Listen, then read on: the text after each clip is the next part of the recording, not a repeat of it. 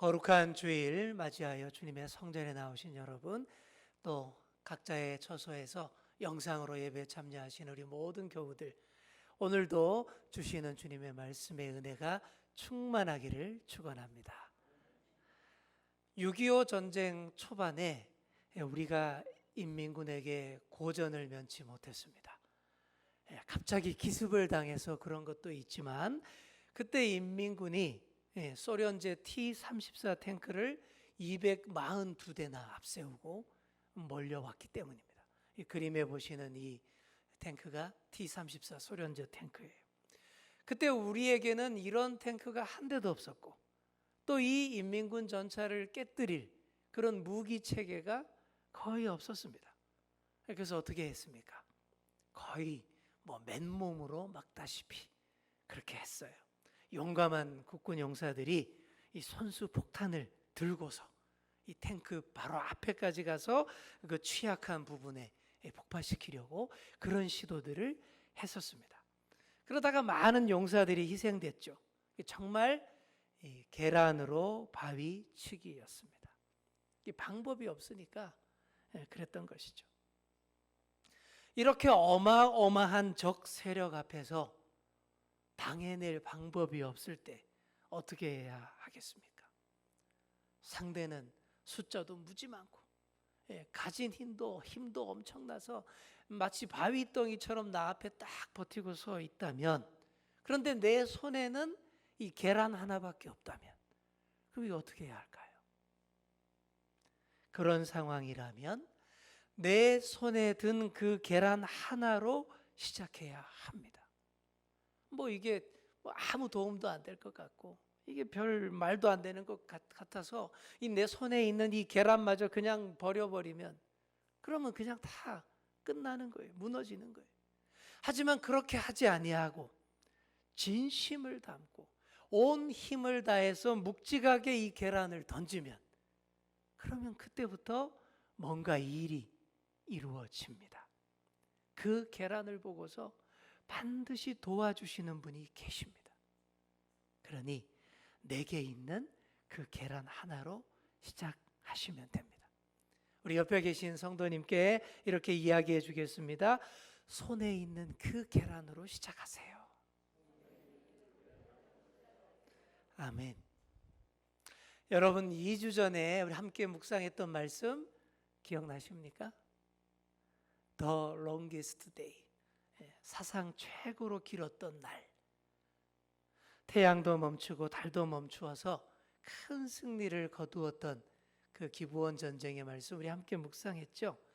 이스라엘 편에 붙은 기브온을 혼내주기 위해서 가나안의 남부 지역 연합군들이 똘똘 뭉쳐서 쳐들어왔고, 그래서 큰 전투가 벌어졌는데, 그때 기도대로 태양도 머물고 달도 멈춰서 충분한 시간 동안 완벽한 승리를 거둘 수 있었다라는 말씀 함께 묵상했습니다. 그리고는 그때 그 여세를 몰아서 가나안 남부 지역을 다 다니면서 주요 지역을 다 점령했어요. 그 얘기가 여호수아서 10장 후반부에 나옵니다. 점령한 성읍들도 무지 많았습니다. 가나안 남부 지역을 다 평정했으니 그 다음에는 가나안 북부 지역을 점령할 차례입니다. 그래서 11장 1절부터 나오는 내용들이 바로 가나안 북부 지역과 싸우는 그런 내용으로 되어 있습니다. 가나안 북부 지역의 악역을 맡은 빌런이 또 하나 나와요. 가나안 북부 지역의 악역은 하솔 왕 야빈이라는 사람이었습니다.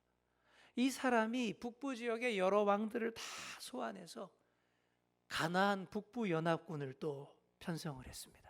이스라엘을 물리치기 위해서 정말 영혼까지 끌어모아서 동원할 수 있는 모든 군대와 모든 왕들과 무기들을 싹싹 긁어 모아서 도전해 오는 것이죠. 가나안 땅에 수십 나라가 있었고, 그래서 여호수아가 무찌른 왕들이 한 30명이나 된다라고 12장에 나옵니다. 그런데 가나안 땅이 그렇게 넓은 땅이 아니에요. 여기서 말하는 나라들이라는 것은 오늘 우리가 생각하는 그런 큰 나라의 개념들이 아닙니다. 도시나 군이나 면 정도, 좀 큰 나라는 서울 정도 되고 작은 뭐 나라는 군이나 면 정도 되는 지역들이 제각기 자기네가 나라라면서 왕도 있고 군대도 있었다라고 생각을 하시면 되겠습니다. 오래전에 우리 애들이 어릴 때에 우리 가족들이 함께 승용차를 타고 멀리 진주에 사는 우리 처제네를 방문했던 적이 있습니다. 그때 차를 타고 한참을 그냥 달려가니까 그때 뒤에 있던 우리 그때 한 5살 정도 되던 우리 딸이 그렇게 물어보는 거예요. 아빠, 진주 나라는 어떤 말을 써? 그러는 서로 좀 많이 떨어져 있고 단절되어 있으면 서로 다른 나라라는 개념이 바로 이런 거예요. 그런 고만고만한 가나안 북부의 수많은 나라들이 이스라엘을 치기 위해서 하소랑 야빈을 중심으로 똘똘 뭉쳤습니다. 하나님에게 대항하고 그 백성을 몰아내기 위해서라면 평소 전혀 친하지 않던 세력들도 다 연합하고 심지어 원수지간도 이렇게 손을 잡는 거예요. 왜 그렇게 합니까? 그 배후에 있는 사탄 마귀가 그렇게 하라고 충동질하고 또 그럴 때는 힘도 모아주기 때문에 그럴 때는 정말 그렇게 단합이 잘 될 수가 없어요. 그래서 가나안 북부 연합군이 총집결했는데 그 숫자가 얼마나 많았던지 4절과 5절 말씀 보시면 그 수가 해변의 모래와 같았다. 어마어마하게 많았다라는 그런 얘기죠. 지난번 기브온을 치기 위해 몰렸던 그 가나안 남부 연합군보다 훨씬 더 많은 세력들이 이렇게 모였다라는 겁니다. 그렇게 모여서는 이제 이스라엘을 가나안에서 몰아내려고 기세등등합니다. 게다가 이들은요, 숫자만 많았던 것도 아닙니다. 이스라엘에는 전혀 없었던 당시로서는 최첨단 무기, 강력한 무기를 가지고 있었는데 그게 바로 말과 병거였습니다. 자, 그림에 보이시죠? 보이시는 것처럼 이 병거는 말이 끄는 전투용 차량, 전차입니다. 요즘 말로 하면 탱크예요. 그 시대의 탱크가 바로 저런 형태였는데 엄청난 전차 부대도 이들이 다 보유하고 있었다라는 그런 얘기입니다. 여러분, 이거는 이스라엘 백성들이 참 감당하기 어려운 문제였어요. 어떻게 창칼만 가지고 이런 강력한 전차 부대를 이길 수 있겠습니까? 계란으로 바위치기인 거죠. 하지만 여호수아에게는 또다시 좋은 기회가 된 것입니다. 일일이 찾아다니면서 무찌르지 않아도 되도록 또 알아서 다 나와주었네? 한자리에 다 모여있네? 땡큐 이렇게 되는 거예요. 그 마음으로 여호수아가 자기 손에 있는 계란 가지고 나가는 거예요. 어떻게 하면 손에 있는 이 계란을 가장 효과적으로 가장 가성비 있게 잘 사용할 수 있을지 생각하고 또 생각했을 거예요. 그리고는 가장 효과적으로 가장 묵직하게 계란으로 바위를 치는 겁니다. 그게 바로 지형지물을 철저하게 분석하고 날씨도 생각하고 시간도 최대한 활용을 해서 덤비는 거죠. 그리고 여호수아가 제일 잘하는 주특기인 기습작전을 또 사용을 합니다. 이 작전이 이번에도 먹힙니다. 자기네 숫자와 병거를 믿고 방심하고 있던 가나안 북부 연합군을 한밤중에 기습을 하니까 그 많던 말이나 병거도 다 소용없게 됩니다.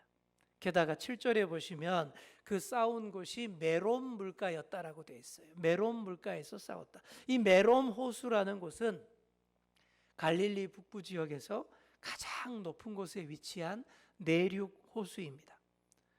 헤르몬 산과 그 주변의 산들로부터 내려오는 많은 그 양의 물들을 갈릴리 호수로 보내주는 통로 역할을 하는 호수가 메롬 물가입니다. 가나안 군대가 워낙 많기 때문에 물 공급을 충분히 받기 위해서 바로 그런 자리에다가 캠프를 쳤다라는 그런 것이죠. 그런데 여러분, 물가잖아요. 물가. 이 전차라는 무기는 뽀송뽀송하고 넓은 평지에서 위력을 발휘하는 그런 무기이지 그런 계곡의 울퉁불퉁한 땅 그리고 질퍽질퍽한 물가에서는 별 도움이 안 됩니다. 잘 움직이지를 못해요. 이 여호수아가 이것까지 다 생각을 했다라는 것이죠. 제가 앞에서 6.25 때 수많은 인민군 탱크 때문에 힘들었다라는 얘기했죠. 그런데 파죽지세로 밀고 오던 인민군 탱크들이 오래 못 갑니다. 분명히 전쟁 초반에는 인민군 탱크가 240대나 되었다라고 했는데 불과 2달 후에 낙동강 전선에서 전투하는 상황을 살펴보면 그 많던 인민군 탱크 얘기가 하나도 안 나와요. 이게 어떻게 된 걸까요? 어떻게 된 것인가 하면 당시 소련제 탱크가 그렇게 좋은 성능이 아니었기 때문입니다. 그래서 이 소련군들도 탱크를 전쟁에 보낼 때는 지금 사진에 보이는 것처럼 기차에다가 다 이렇게 탱크를 실어가지고는 먼 거리를 이동한 다음에 그 전쟁터 그 자리에 딱 가서 내려서 탱크를 투입했던 거예요. 그러니까 뭐 처음부터 탱크 타고 주구장창 달리고 그렇게 싸우지 않았습니다. 그런 성능이 못 돼요. 그런데 어리석게도 인민군들이 이걸 몰랐던 거예요. 그냥 주니까 좋다고 받아서 타고는 신난다고 그냥 북한에서부터 냅다 내리달리니까 그게 어떻게 되겠습니까? 엔진 과부하 걸리고 궤도가 다 빠져버리고 고장나서 다 퍼져버린 거예요. 그러니 그때부터 우리 공군과 육군의 밥이 된 거예요. 그 많던 탱크들이 순식간에 다 없어져 버렸다라는 것입니다. 여러분, 이게 다 우리 하나님께서 하시는 일인 것입니다. 어리석은 인간들은 손에 쥐어진 무기만 믿어요. 그 힘만 믿고 신난다고 냅다 달리지만 절대 오래가지 못합니다. 오히려 계란 들고 바위에 열심히 던지며 싸우는 자들, 믿음의 눈으로 그렇게 계란 던지는 자들을 하나님께서 눈여겨보시고 도와주십니다. 계란 맞아서 얼룩덜룩 보기 싫게 된 그 바위덩이들 하나님이 보기 싫다고 싹 다 치워주시는 거예요. 메론 물가에서 가나안 전차 부대가 그렇게 무용지물이 다 되어버렸고 이스라엘이 크게 승리할 수 있었습니다. 그래서 메론 물가의 전투는 메롱 우리가 이겼지롱 이렇게 기억을 하시면 되겠습니다. 사랑하는 성도 여러분, 우리가 어떤 힘든 도전을 하고 경쟁을 하든 반드시 내게 제일 잘 맞는 방법으로 싸워야 됩니다. 다윗이 골리앗과 싸우러 나갈 때 어떻게 했습니까? 사울이 제공해 준 그 갑옷과 무기 다 내려놨어요. 맞지도 않는 남의 갑옷 입어봤자 무겁고 둔해서 잘 싸울 수 없다라는 사실을 알았기 때문입니다. 대신에 자신에게 가장 잘 맞는 가벼운 복장으로 스피드 있게 도전을 했어요. 그리고 자신에게 가장 잘 맞는 최적화된 무기 물맷돌을 들고 도전을 했습니다. 평소에 하도 연습을 많이 해서 손에 착 붙고 한 번도 빗나간 적이 없는 그 물맷돌입니다. 이처럼 우리 그리스도인은 가장 잘 할 수 있는 방법으로 나아가야 합니다. 뭐 급하다고 어디서 주워들은 대로 세상 방식대로 그대로 다 따라 하다가는 실패합니다. 무거운 사울의 갑옷 걸치고 나갔다가는 제풀에 쓰러지고 만다라는 것이죠. 우리가 가장 잘할 수 있는 방식이 뭡니까? 바로 하나님 말씀대로인 줄 믿습니다. 찬양과 기도인 줄 믿습니다. 여러분, 그게 우리 손에 착 붙는 물맷돌입니다. 우리 옆에 계신 분께 이렇게 이야기해 주겠습니다. 믿음의 물맷돌로 싸우십시오. 아멘. 메론 물가에서 이스라엘이 크게 이기자 가나안 군대가 가지고 있던 그 수많은 말과 병거들 엄청 많이 빼앗게 됐습니다. 신나죠. 당시의 최강의 무기들을 이렇게 다 손에 넣었으니 이 강력한 무기들로 이스라엘이 재무장한다면 엄청 강한 군대가 될 수 있는 거예요. 그런데 이스라엘은 그렇게 안 합니다. 미리부터 하나님이 명령하신 그대로 다 이행을 하는데 이 많은 말들의 힘줄을 다 끊어버리고 병거들을 모아서 싹 다 불태워버립니다. 전혀 못 쓰게 만들었다라는 얘기죠. 이게 좀 상식적으로 좀 이해가 안 되는 얘기입니다. 적 탱크를 많이 뺏었잖아요.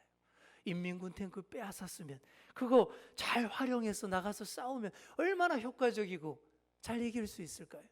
그런데 하나님이 그렇게 하지 못하게 하셨습니다. 하나님이 그렇게 못하게 하신 이유가 뭐겠습니까?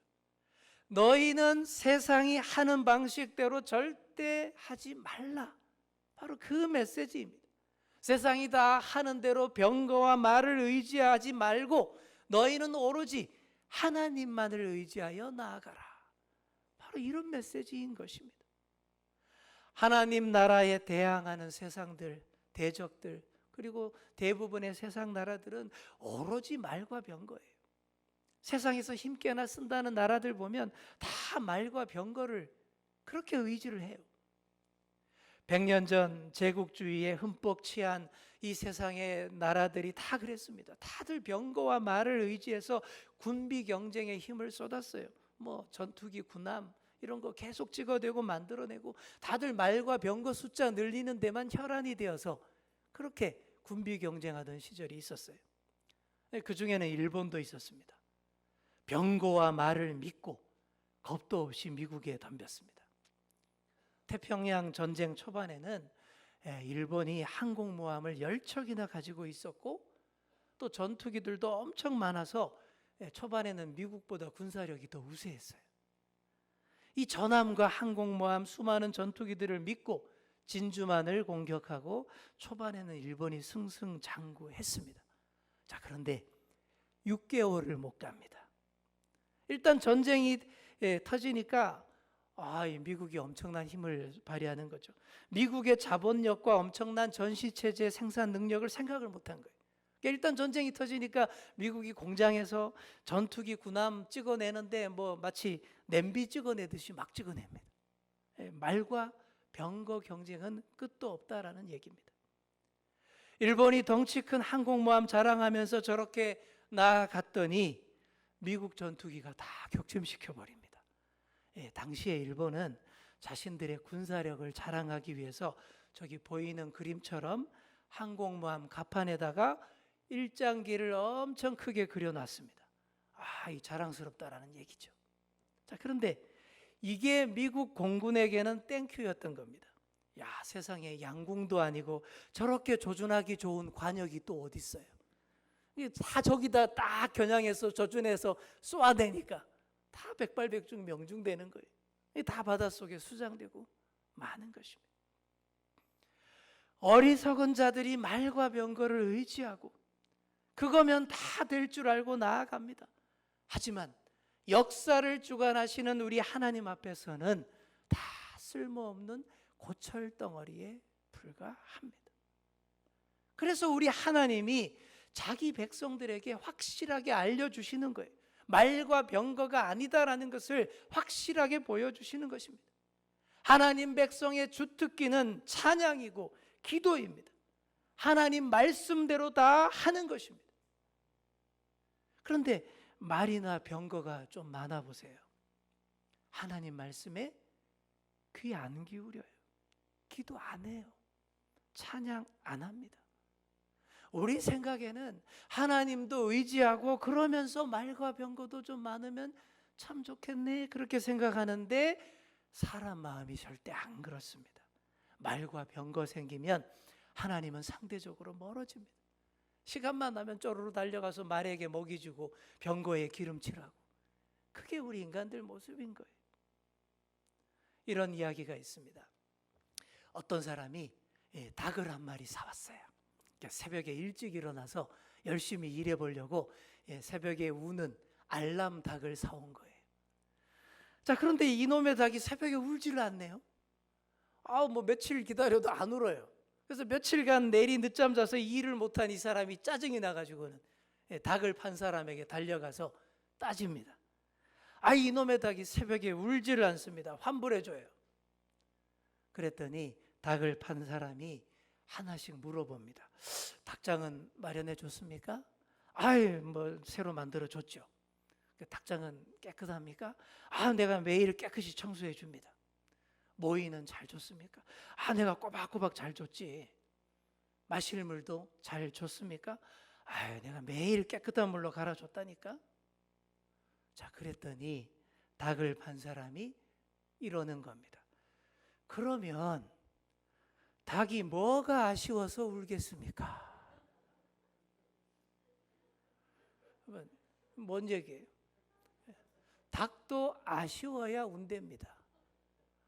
근데 우리는 더 해요. 여러분, 우리는 더 합니다. 말과 병거 다 있으면 우리가 하나님 방식대로 싸울까요? 안 그래요. 하나님 뜻대로 다 나아갈 겁니까? 안 합니다. 그래서 하나님이 우리에게 다 주시지 않는 거예요. 늘 하나님께서 우리에게 여지를 남겨주십니다. 또 중요한 나사 하나씩을 싹 빼놓고 그래서 하나님을 찾게 만드십니다. 또 우리 옆구리에 가시 하나씩을 남겨두셔서 찔리고 참 불편하게 만들어서 그래서 하나님을 더 찾고 더 의지하게 만들어 주십니다. 사랑하는 성도 여러분, 말과 병거 의지하지 마시고 하나님의 방식대로 나아가시고 더 하나님을 찾으시는 그런 저와 여러분 되시기를 소망합니다. 여호수아와 이스라엘이 그렇게 했어요. 오로지 하나님을 의지하며 그 방법대로 나아가서 열심히 싸웠습니다. 메론 물가의 대전투 이후 여세를 몰아서 가나안 북부 지역도 모두 정벌을 했습니다. 21절에 보시면 온 산지에서 아낙 사람들을 멸절했다 이렇게 말하고 있죠. 아낙 사람들, 아낙 자손이라는 말은 아주 키가 크고 기골이 장대하고 덩치 큰 그런 족속들을 말하는 것인데 옛날 이스라엘 12정탐꾼들에게 메뚜기 컴플렉스와 두려움을 안겨주었던 사람들이 바로 이 아낙 자손들이에요. 그 키와 덩치를 보고는 막 우리는 안 된다 그러면서 막 돌아갔잖아요. 원망과 불평으로 40년간 광야에서 방황하게 만들었던 바로 그들까지 다 멸절시켰습니다. 수많은 말과 병거도 다 물리치고 아낙 자손도 다 소탕하고 이제 더 이상 메뚜기 컴플렉스는 없다라고 선포를 하게 되었다라는 것입니다. 자, 우리 23절 말씀 우리 다 함께 읽겠습니다. 시작. 이와 같이 여호수아가 여호와께서 모세에게 말씀하신 대로 그 온 땅을 점령하여 이스라엘 지파의 구분에 따라 기업으로 주매 그 땅에 전쟁이 그쳤더라. 아멘. 여러분, 드디어 전쟁이 그쳤다라는 말 얼마나 듣기 좋은 소리입니까? 저도 가나안 정복 전쟁에 관계된 여호수아서 설교하느라고 계속 또 6.25 또 시즌으로 해서 계속 전쟁 얘기했는데 이제 오늘 전쟁 얘기는 끝납니다. 전쟁이 그쳤더라. 자, 그렇다고 해서 문자 그대로 가나안 전 지역에서 완전히 전쟁이 없어졌다라는 말은 아닙니다. 가나안의 주요 지역을 점령을 했고 가나안의 주요 남부연합군, 북부연합군 주력 군대를 소탕해서 더 이상 심각한 위협이 되지 않도록 만들어놨다라는 그런 얘기지 국지전은 또 계속 이어지는 거예요. 22절 보시면 가사와 가드와 아스돗에만 남았더라. 아낙 자손이 여기 좀 여전히 남아있다라고 얘기하고 있지 않습니까? 여기 나오는 가사와 가드와 아스돗은 모두 블레셋 지역입니다. 앞으로 이스라엘이 계속 이들과 치열하게 싸우게 되는 역사가 계속 이어지는 거예요. 그 역사가 지금도 이어진다라고 보시면 됩니다. 지금도 분쟁이 계속되는 팔레스타인의 가자 지구라는 곳이 바로 여기 본문에 나오는 가사 지역이 바로 가자 지구, 바로 그곳인 거예요. 이렇게 옆구리의 가시가 늘 남아서 우리를 불편하게 합니다. 하지만 이런 남아있는 그 가시가 정신 바짝 차리게 하는 거예요. 옆구리에 찌르는 가시가 계속 하나님을 더 의지하게 만들고 더 기도하게 만들고 긴장을 놓지 않게 하는 겁니다. 계속되는 영적 전쟁에서 방심하다가 크게 망하지 않도록 붙잡아주는 그 역할이 바로 이런 것이죠. 자, 우리 옆에 계신 분들에게 이렇게 이야기해 주겠습니다. 옆구리의 가시가 우리를 정신 차리게 합니다. 아멘. 이렇게 설교 시간에 이렇게 조시는 분들도 누가 옆에서 옆구리 푹 찌르면 정신 팍 들지 않습니까? 이런 옆구리의 가시가 꼭 필요한 거예요. 방금 다 찔러주셨죠? 조시는 분 하나도 없습니다. 지금. 자, 오늘 가나안 정복 전쟁이 완수되고 그 땅에 전쟁이 그쳤다라는 말씀 함께 묵상을 했습니다. 전쟁을 그치게 만드는 것이 정말 선한 일이고 우리의 최종 목적이 되어야 합니다. 정말 그렇게 되려면 세상처럼 말과 병거에만 의지해서는 안 됩니다. 말과 병거 숫자 늘리는 것은 끝도 없어요. 지금 우리나라가 세계 6위의 군사 대국입니다. 하지만 이런 것만 생각하고 교만하면 안 돼요. 거기에서 그치면 오래 못 갑니다. 선한 영향력을 미치는 그런 나라로 나아가야 한다라는 것이죠. 그런 나라가 되도록 우리 모두가 힘을 모아야 합니다. 또한 그 땅에 전쟁이 그쳤더라, 이 메시지가 오늘을 사는 우리에게는 코로나의 종식과 회복과 안정을 의미하는 그 메시지가 되기를 소망합니다. 오늘 지금 우리에게 이런 소식보다 더 큰 승리의 소식이 또 어디 있겠습니까? 그 땅에 전쟁이 그쳤더라. 그렇게 되려면 우리가 하나님의 뜻과 방식대로 힘써 싸워야 합니다. 비록 계란 들고 바위 치는 것 같다 할지라도 내 손에 들린 계란 하나도 정말 우리가 온 마음을 다해서 최선을 다해서 던질 때에, 묵직하게 던질 때에 주님께서 엄청난 폭발력을 덧입혀 주시는 줄 믿습니다. 세상의 말과 병거 의지하지 마시고 하나님 말씀대로 나아가시고 기도하며 찬양하시는 우리 모두가 되기를 소망합니다. 주님의 방식대로 물맷돌 잡고 나아가서 싸울 때에 바위덩이 같은 그 적의 병거들 다 물리치고 안악 자손들도 다 쓰러뜨리게 될 줄 믿습니다. 그렇게 나아가시는 그런 저와 여러분 다 되시기를 간절히 축원합니다. 기도하겠습니다. 하나님 아버지, 오늘도 주님의 전에 나와 예배하며 주님 말씀 듣게 하시니 감사드립니다. 오늘 주신 이 말씀 우리 가슴에 굳게 새기고 나아가게 하여 주옵소서. 이 세상은 말과 병거 의지하고 사탄 마귀가 배후 조종하는 힘에 이끌려 요란하게 덤비며 요동치지만 우리는 오로지 주님의 말씀과 뜻에 따라 믿음의 물맷돌 잡고 나아갑니다. 반드시 완벽한 승리를 우리에게 허락하여 주옵소서. 적이 의지하던 말과 병거를 못쓰게 만들며 승리의 찬양과 개가를 부르게 하여 주옵소서. 감사드리며 예수님의 이름으로 기도하옵나이다. 아멘.